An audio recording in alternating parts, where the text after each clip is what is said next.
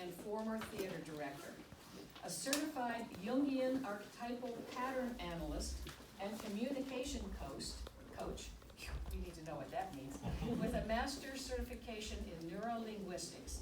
Linda's poetry is influenced by her interest and academic training in those areas, as well as by the changing roles of contemporary women and her personal joys, struggles, and insights. Linda's awards include the Olivet and Dyer Eyes Foundation Poetry Prizes and the Atlanta Review's International Merit Award for Poetry. Her book, Charting the Lost Continent, Poetry and Other Discoveries, is the one that's available for sale here today. So please welcome Linda Albert.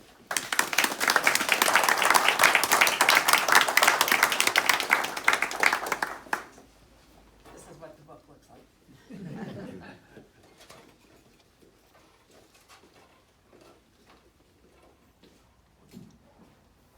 Let me know if you need for me to talk louder. I'm so truly honored to be here today.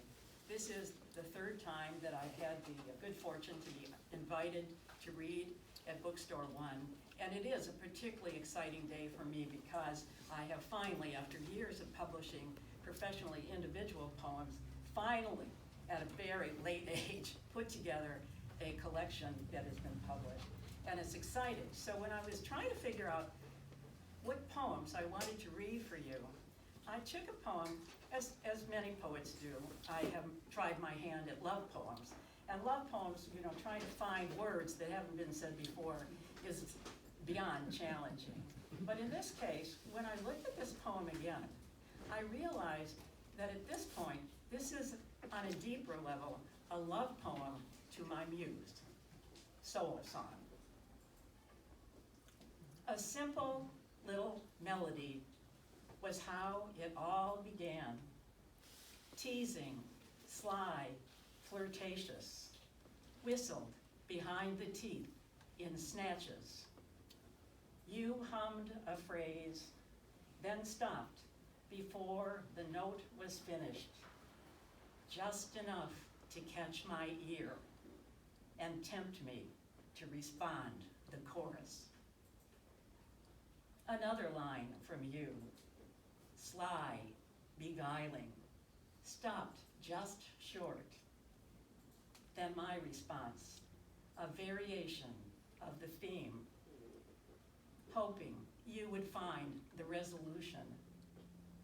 I did not think I knew the key. The notes I longed to share were there, but foreign. But I could sense the music that was you, and dared to dream the instrument to your musician. An untuned cello, an untried clarinet, frightened to offer up so poor a thing. Yet who could bear to leave that song half sung? I told myself, just one more note, just one would leave me more contented. And one, and one, and one, and one. Relieved, you guessed my true intention. Now you play me like a violin. Your fingers find the secret harmonies. Lips, tongue, teeth, breath, exposing notes so pure, at first they hurt. Your voice sets me a metronome, while you compose exotic lyric, blending truth to heart and bone, until I beg to join the orchestration. A body, brassy, trumpet eye, a balalaika, sensuous, wooing, an aria, a lullaby, the hallelujah chorus rising. I did not think that I could sing, and yet I longed to write a score, plucking, honeyed cords from sunlight, grasses moist, warmed passageways of earth and sky. We are the music of our own creation.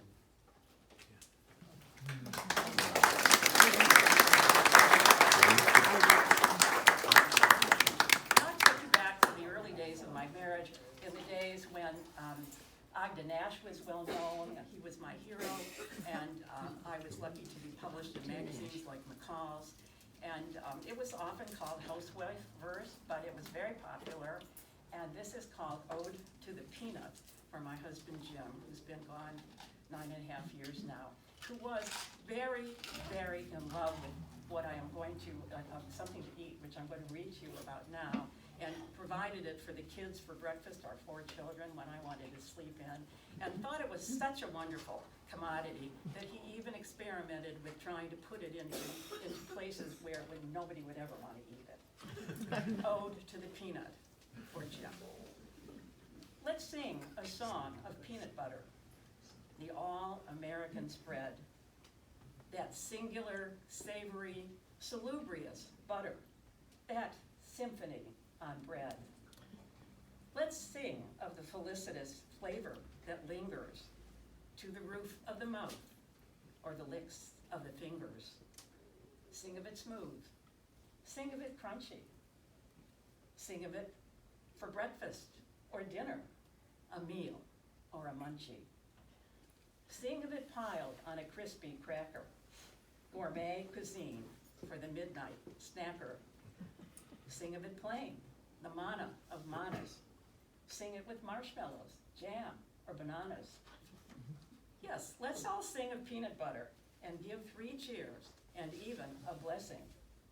And while you're all doing that, I'll go out to the kitchen and make you a peanut butter, anchovy, and olive sandwich with watercress, cucumbers, and French dressing.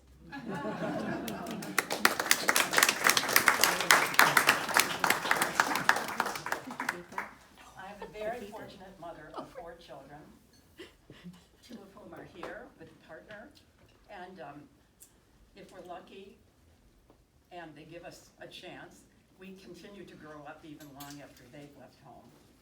This is by way of letting them know that I haven't stopped learning, and by way of apology if necessary, and for them, for my kids, when they were born. She watched as though from another country, the mirror positioned between her legs, a more chaste picture than she expected.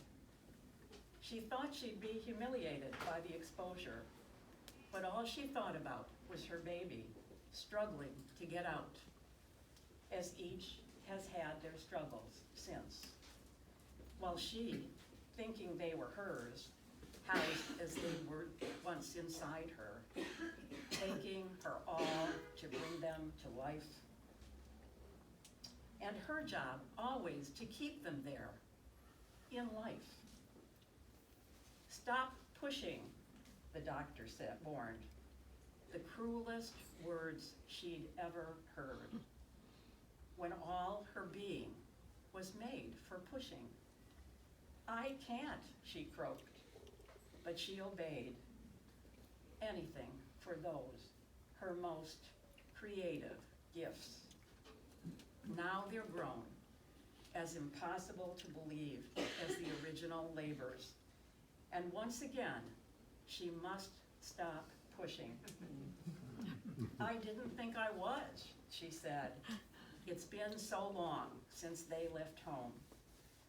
But freedom comes at higher and higher prices, both theirs and hers.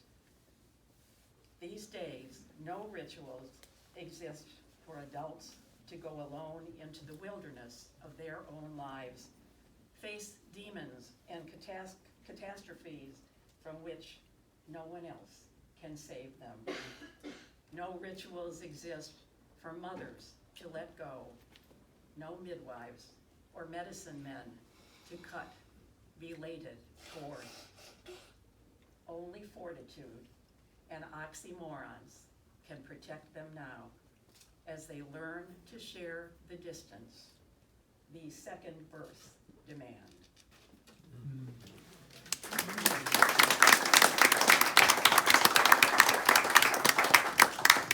I don't want this to be a downer, but the fact of life is that here we live in Sarasota, where it seems to happen even more, but obviously it's happening everywhere, and that is the fact that we don't get to live forever. We're mortal. This is the year the dead come marching. This is the year the dead come marching. Not soldiers, accident victims, strangers. We cluck our tongues about and then go back to eating, shopping, making much of small things.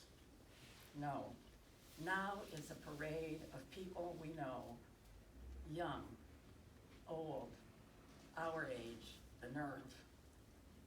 Old loves, old friends, the man who did our hair, a new acquaintance full of promise, a colleague, spouse, a child, a parent, waving flags of their uniqueness in our faces, leaving images of themselves, Kirlian photographs implanted on our eyelids, their voices engraved inside our ears. This year, we're surprised by too many ghosts. They deliver packages tumbled with ribbons of memories, confettied with regrets. We're not ready for this. There is unfinished business. Get well cards we never got around to sending. Soup we never brought. Words we thought we still had time to say. Caresses, hugs, some needed thank yous. The dead celebrate their endings despite us. The band is playing just for them. They turn the corner without us. They are at peace. They leave their auras behind for us to carry. The littered streets are ours to clean.